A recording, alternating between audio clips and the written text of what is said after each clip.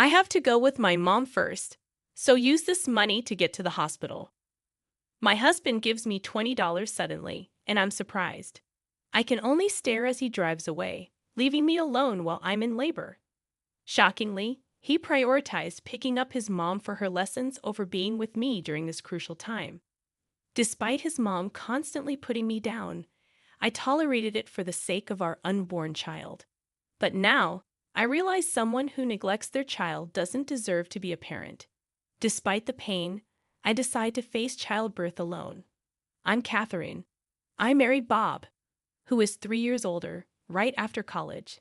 We had a reasonably happy life. Bob was a senior in my college club, and he fell for me when I joined as a freshman. Looking back, I blush at how passionately he pursued me. When you're young, someone being older can make them seem cool. I reciprocated Bob's advances, and we dated smoothly until my graduation. Even after we got married, Bob remained deeply in love with me, and I never worried about him being unfaithful. He consistently left work on time, went straight home, and enjoyed the dinners I prepared. He even boasted about our happiness at work. I thought no woman would approach a man so devoted. Although Bob was always kind to women, I trusted his dedication to me, so my attention never strayed. However, our seemingly smooth relationship had a hiccup: my mother-in-law.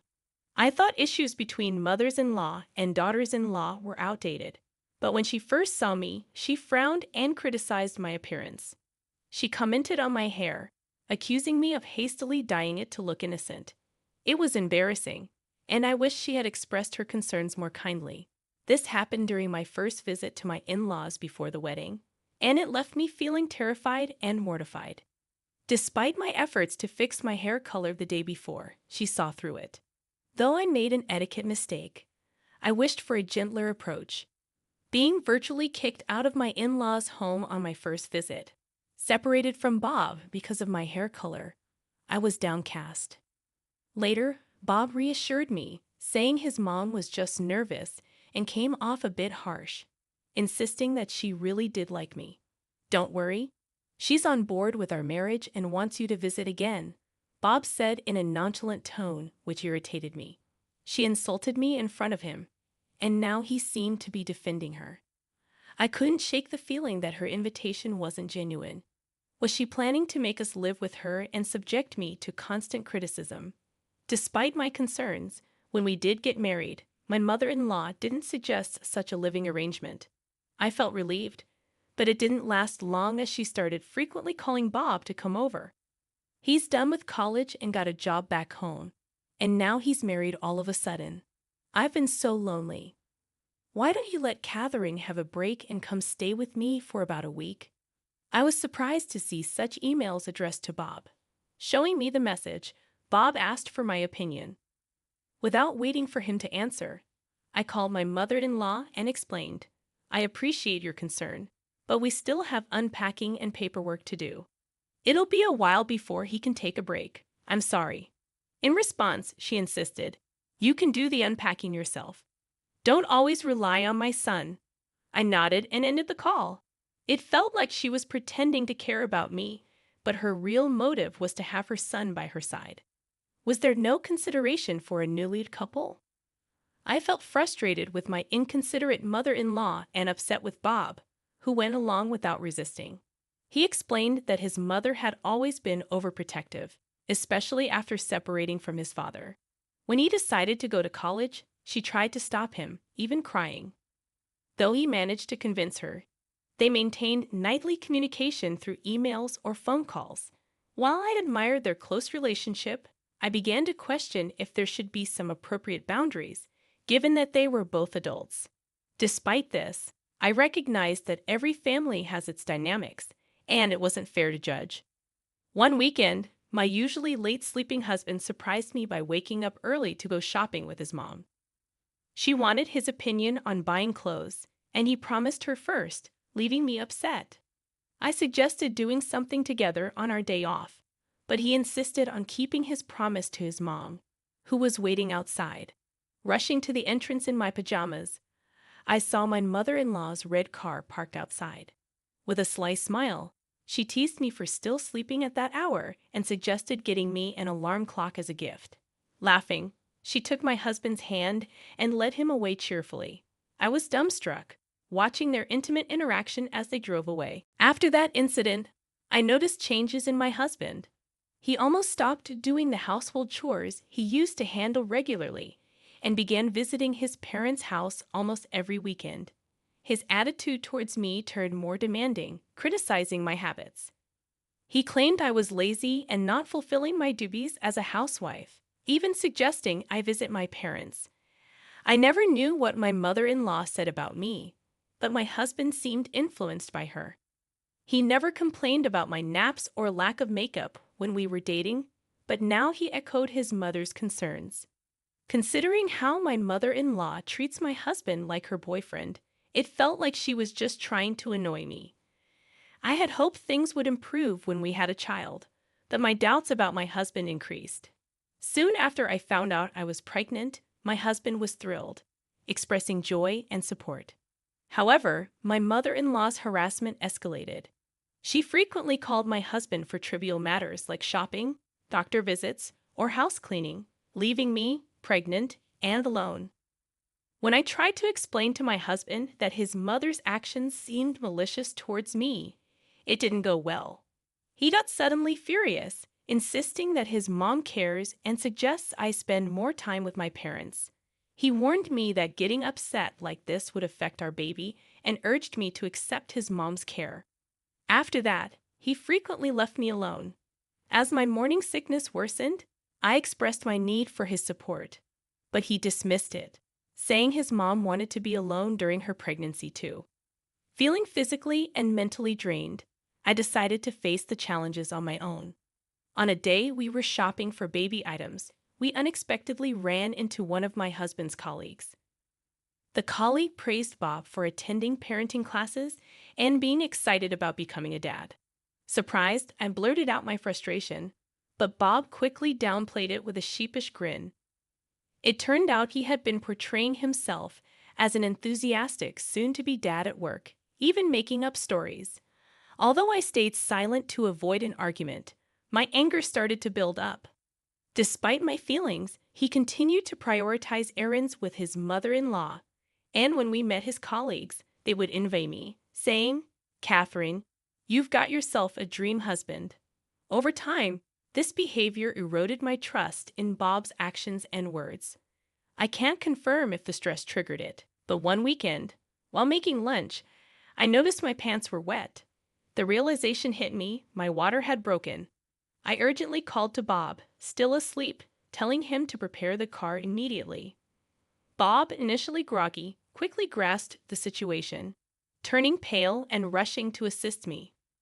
The nurse had emphasized heading straight to the hospital if my water broke, and understanding the potential urgency, Bob started to panic.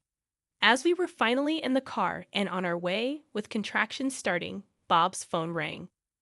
Unable to pick up while driving, I, fighting through the pain, saw Linda, his mother's name on the screen. A sinking feeling washed over me. For a while, the ringtone persisted, and thinking it might be quicker to explain, I reluctantly answered, "Bob, where are you? Remember, today is our weekly knitting class. Did you forget?" The cloying voice, usually absent when speaking with me, sent shivers down my spine. I explained my situation to my mother-in-law. My water just broke, and I'm on my way to the hospital with Bob. Her response shocked me. She yelled at me, saying it had nothing to do with her, and accused me of using her son as a taxi service. Even when I remained silent, her shrill voice persisted. "Can I speak to Bobby? I've got my weekly sewing class today, and I had this planned first." I was speechless. Not only did she not care about her grandchild's welfare, but she also outright said so. "I'm sorry, Catherine," my husband said quietly. At first, I thought he was apologizing for his mother's outburst, but then I realized he was opening the back seat door where I was lying down. Confused and in intense pain, I had no idea what he meant. He then said, "I promised to drop off my mom, so can you call a taxi or an ambulance from here? I'll catch up with you, promise." "Hold on a second. You're prioritizing her sewing class over your own child. I can't convince her, so you've got to talk to her. It's getting more painful. We need to hurry. Frustrated, I raised my voice as my patience wore thin. But my husband grimaced and justified.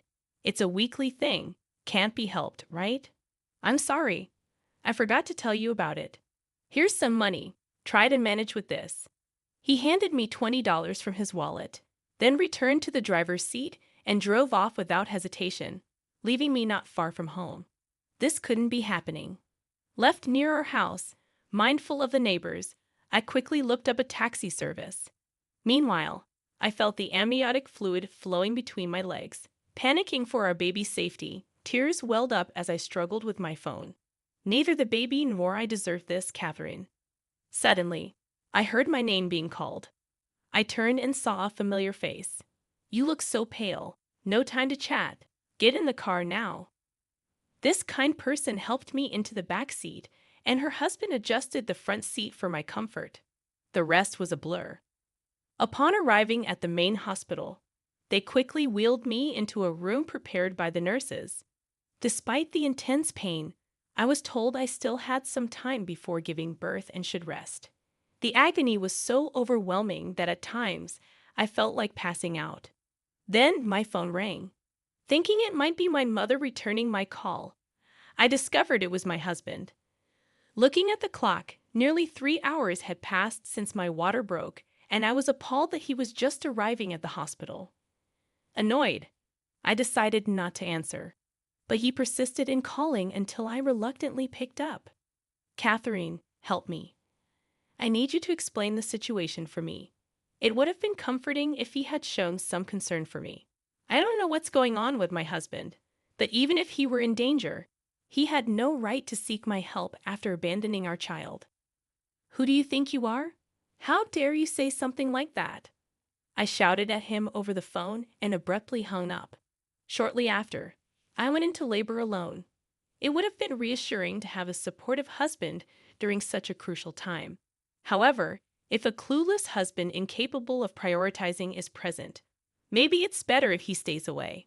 Instead, I found solace in the caring presence of a nurse, and late that night, my long-awaited baby safely arrived. Both the baby and I were healthy. Exhausted after giving birth, I fell asleep immediately. The next morning, the nurse informed me that my husband had finally arrived, having come right after the birth. Being in a deep sleep, the nurse kindly turned him away. Honestly, I thought I wouldn't want to see him again. However, when he walked into the room looking worn out, curiosity got the better of me, and I asked what had happened the day before. The kind older lady from the neighborhood, who had always supported me, picked me up and took me to the hospital when she learned about my distress, given that her son was around my age. She had been my pillar of support since my early days of marriage when I felt insecure.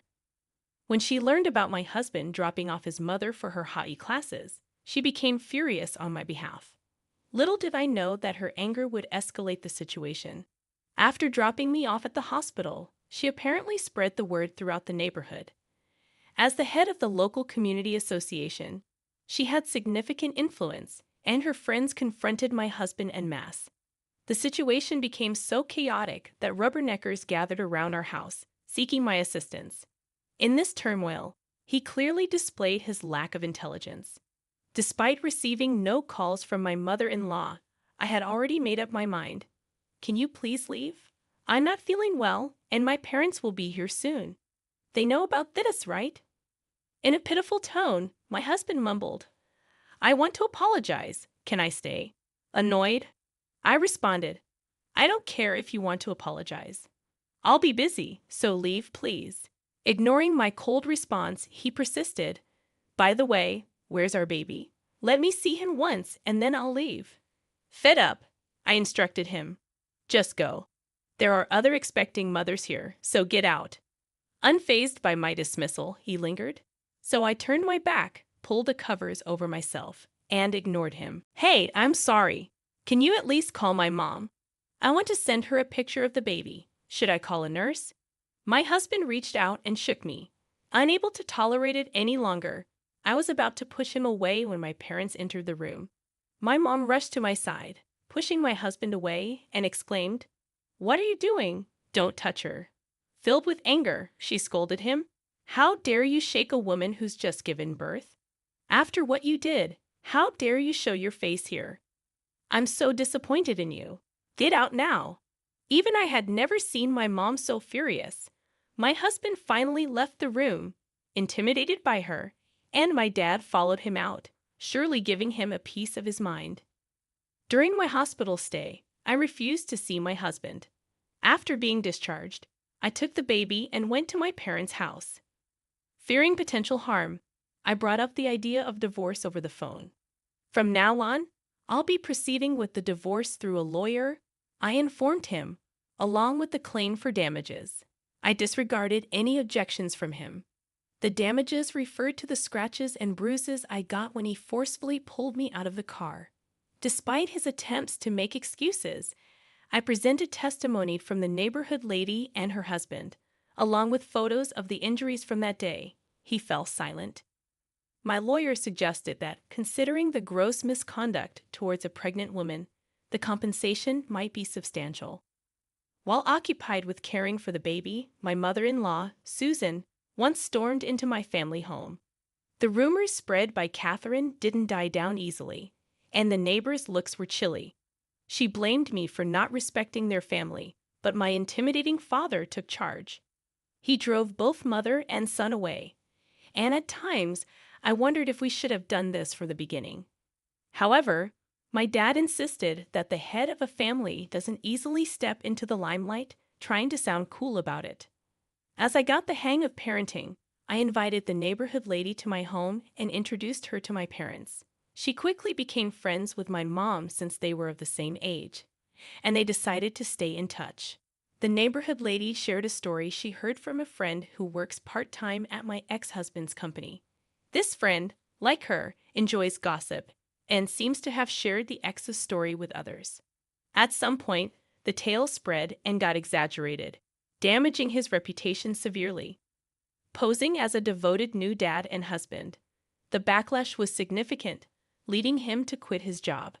Approaching 30, jobless, and without professional certifications, he seemed to be living modestly, relying on his mother's retirement funds and savings, becoming somewhat of a recluse due to the community's judgment. A few years later, I received a call from him, someone I had almost forgotten about. "Hey, where are you? I'm outside your family home right now." His rude greeting prompted me to respond in kind. "I've moved. What do you want?" "You moved? Living it up with the compensation money I gave you, huh? Must be nice. Come back right now. Let's start over. Mom wants to see you too." "Your ramblings make no sense. Why would I go back to you? Are you still going on about Mom after all this time? Don't call me again. I don't want to hear it." I hung up without waiting for a response, and for a while, my phone kept ringing. When I finally managed to block his calls, he began flooding me with texts, begging for reconciliation.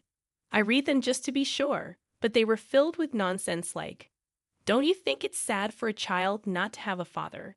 And even though you owe so much to Mom, not letting her see the child is utterly disrespectful." I deleted all of them and changed my email address. Though this whole incident was a nightmare, it allowed me to proceed with the divorce advantageously and take appropriate action against him. If a family member is going to be such trash, it's better for my child that they're not in our lives. I find comfort in this thought as I enjoy parenting supported by my parents, who have now become loving grandparents. When I first saw my sister-in-law, Catherine, she seemed really nice and had attractive features. But as I wanted to be friends with her, that feeling changed when I noticed an older lady. I wondered if she was my brother's wife's mom. Things got awkward when my sister-in-law not only cut off my greeting, but also called me an old lady. After that, my days turned into a bit of a nightmare. I'm Catherine Johnson, a regular 30-year-old homemaker. Just 4 years ago, I had a job and was really into it. I don't mean to boast, but I was well liked at work, achieving a lot and earning respect from colleagues and clients. Bob, who is now my husband, was one of them. We used to meet often because of our work connections. Our friendship began at a party with Bob's company. He started talking to me because he had heard good things about me. Bob wanted to check if the rumors were true, so he joined a meeting with me. At first, he was unsure, but as we worked together, he liked my strong personality and lifestyle. Eventually, he realized I was the one for him. When I found out he was trying to make me like him, I thought it was cute, like something a high schooler would do. But to be honest, I had a crush on Bob from the start. He had great looks and was popular with women. Even though we were business partners, I kept my feelings at a distance. However, after Bob asked me out several times, we dated for a year and then got married. Our married life was really good, and every day was happy. In the mornings, while I made breakfast, Bob would wake up with a nice expression, say good morning, and give me a warm hug. It became our routine. Even though he's older, his childlike behavior always made me feel motherly. Plus, Bob and I never argued. He never gets angry. Once, when I accidentally broke a plate he liked, he cared more about me than the plate. I always think about how kind he is. We both wanted a child, so after we got married, I decided to quit my job to focus on starting a family. I believed any child of ours would be cute. I'd often thought about names, especially if we had a girl. Time passed, and this year is our 3rd anniversary. We haven't had a child yet, but we're still happy. There's just one thing bothering us. Bob's family home has his mom and younger sister. His dad passed away from cancer before we got married. His mom is always cheerful and has been really kind to me. I think Bob's kindness comes from his mom, but his sister is different. I didn't like her. It all started when I first met her. Before we got married, I thought she was charming, like Bob. I wanted to be friends, but that feeling disappeared quickly. I said, "Nice to meet you. I'm Catherine." She interrupted and asked if I was my brother's wife's mom. She not only cut off my greeting, but also made things awkward by calling me an old lady. When Bob tried to introduce me, she fainted in surprise and asked my age. I said 27. She didn't believe it and thought it was funny, thinking I was 50. "You look really old." That was rude. I started to doubt if this girl was really Bob's sister. She stared at me from top to bottom, judging me. I just stayed quiet until she frowned. I wasn't sure if she didn't like my face or my attitude. But she kept making mean comments about how I looked. "Your clothes are outdated. You're overweight. Your nails are messy," and more. Eventually, I just looked down at my own feet. Bob was getting angry, something he rarely did, while his sister kept laughing. Then Bob spoke up. "Hey, what are you saying? That's really rude." She just replied, "Oh, whatever. You're so annoying." It ruined the mood. She's just plain mean, making the same kind of rude comments to Bob and their mom. They had put up with her behavior for years without expecting her to change. Both Bob and his mom apologized to me later, even though they weren't at fault. I felt sorry for them, but I was also mad at the sister-in-law for making such mean remarks to her own family. To avoid problems, I decided not to go to Bob's family home anymore. I heard about the sister-in-law from their mom, but she didn't cause any issues for us. So, I kept living my life peacefully. Then, something happened that messed up my happy routine. "Catherine, Bob, I need a favor. I plan to move to a senior housing place in 6 months with help. Can I stay with you until then?" Bob's mom hurt her back, not surprising. It's pretty clear the sister-in-law is responsible. Their mom already had a weak back and struggled with carrying groceries. Yet the sister-in-law, who lived with her, didn't help and made their mom carry her shopping bags. That's how selfish she is. It's not surprising that their mom's health got worse. I don't get why the mom doesn't just kick her out. Maybe it's because she's her daughter? No matter how bad a child is, a mother's love has no limits. I'm okay with living with Bob's mom, but that means the sister-in-law comes along too. It was the last thing I wanted, but I was worried about the mom's health, so I had to agree to the sister-in-law moving in. As I expected, living together was terrible from morning to night. The sister-in-law only said mean things, especially to me. When I cooked, she'd say, This tastes awful. How can you make such bad food? You're strangely talented. And then throw the food away. Even when I folded her clothes, she'd find something to complain about. Sometimes she'd say, "You need to iron this properly." Her attitude was like a rebellious teenager. The sister-in-law never mentioned anything about how I folded or ironed before. She twists words to fit her story. When cleaning the room, I have to be really thorough, especially in the corners. Otherwise, my sister-in-law starts making sharp comments. "Hey, there's still dust over there. You're pretty much the maid here, so do it right. You're so useless." Even though she doesn't help, she's quick to point out flaws. I wonder silently when I'll get out of this tough situation. While I kept cleaning, she said, "Poor Bob, you can't even handle chores. At least have a child. Why were you even born a woman?" I couldn't let that slide. I usually stayed quiet, but this was too much. I didn't say anything, or maybe I couldn't. The look on my sister-in-law's face was scary, like she was disgusted. The pressure was so strong that I had to look down. It was scary and made me mad. All these feelings were inside me, and all I could do was hold back tears. Then my sister-in-law left, laughing. One day, she came home really happy. When my mother-in-law asked why, she proudly shared that her boyfriend had proposed. She bragged about him being tall, handsome, and making a lot of money. She came to me, talking about my inability to have children. While I'm on top of the world, losers like you should have kids. She laughed at me with that familiar mocking tone. It was shocking, especially in front of Bob and my mother-in-law. Bob got mad, but she didn't listen. I felt sick and rushed to the bathroom, tears in my eyes. From behind, she said, "Pathetic." But I didn't care. In the living room, I heard Bob and my sister-in-law arguing. My mother-in-law was next to me, patting my back and saying, "Children are a blessing. It's up to you and Bob to decide." She comforted me with tears in her eyes. I really wished my sister-in-law would get married and leave soon. One day, after visiting the doctor, I took a different route home and stopped by a popular flower shop. I was considering buying some flowers when an old colleague, Steve, noticed me. Even though I left my old job, Steve still sees me as a mentor.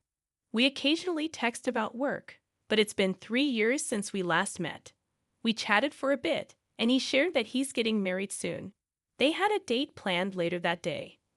I was curious about why he was at the flower shop, but it became clear when he talked happily about his girlfriend. It made me smile too.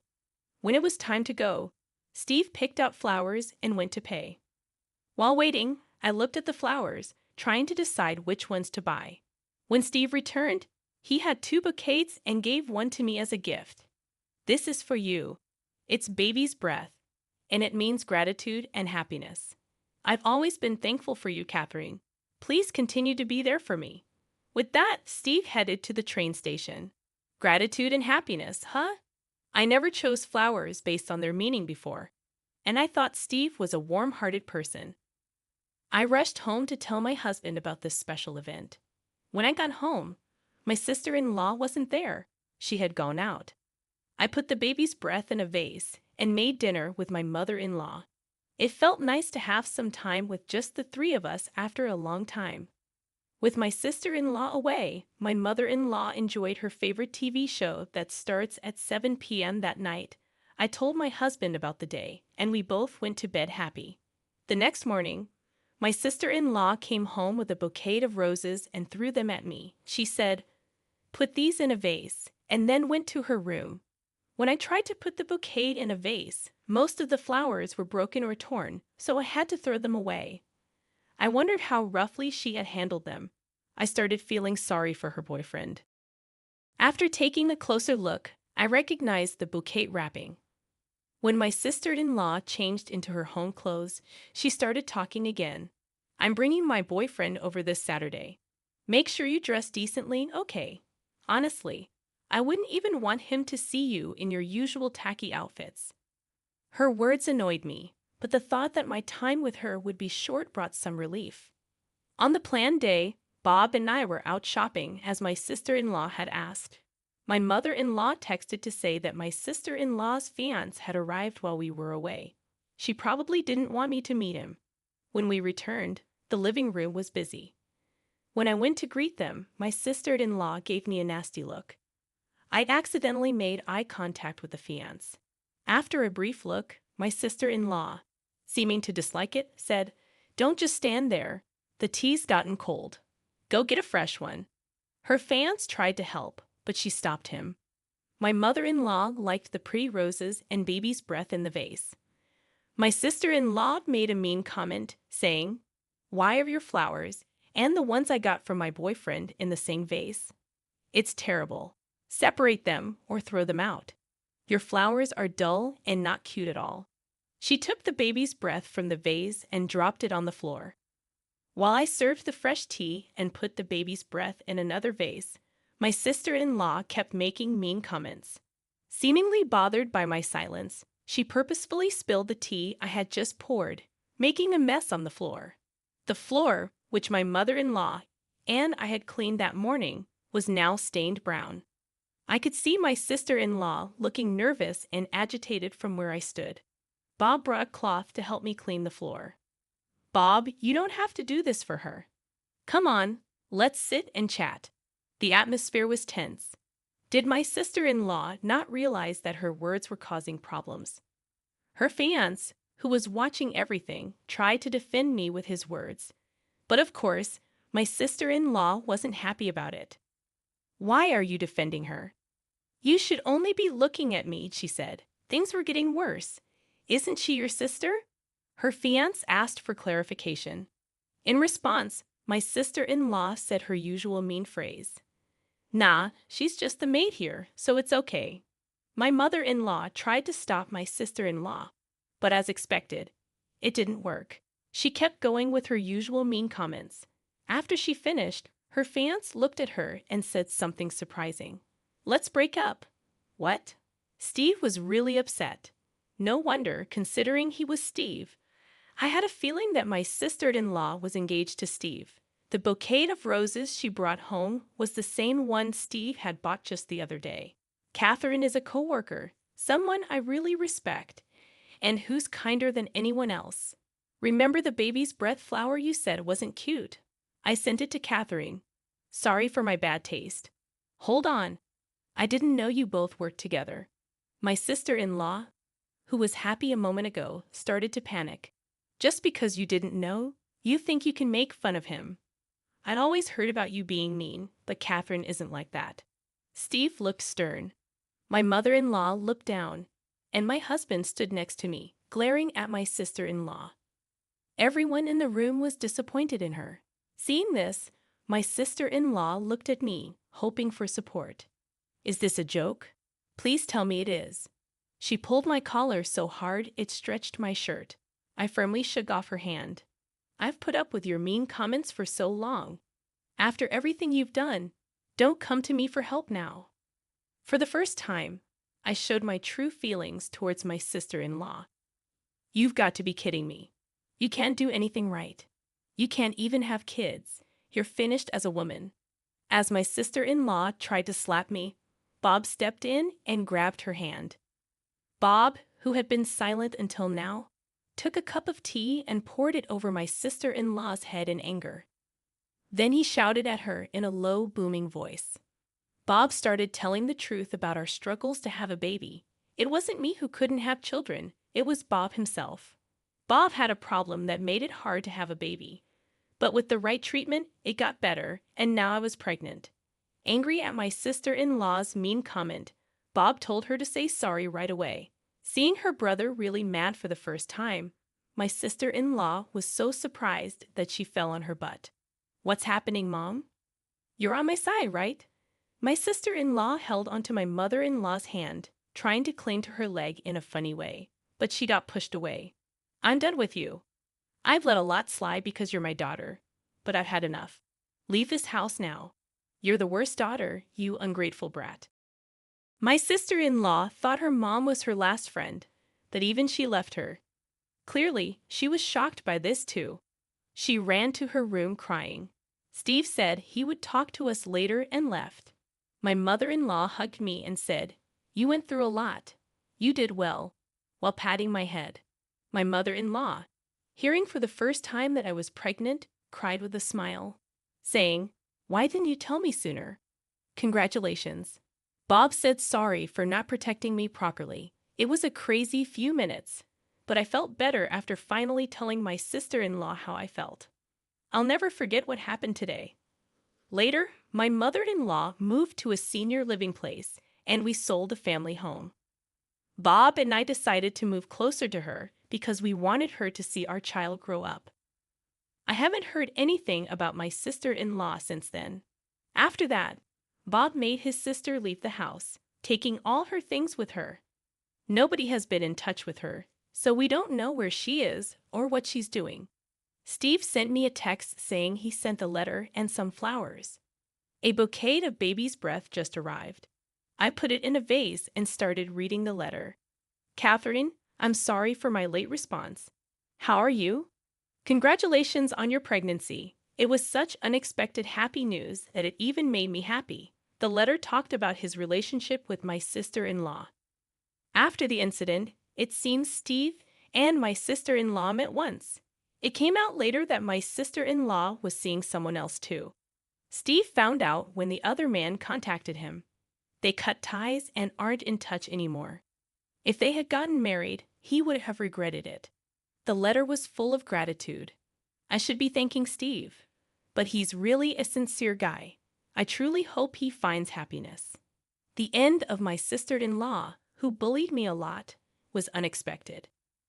Through all this, I learned that how you treat others comes back to you, whether it's good or bad. I hope my child grows up with kindness and understanding.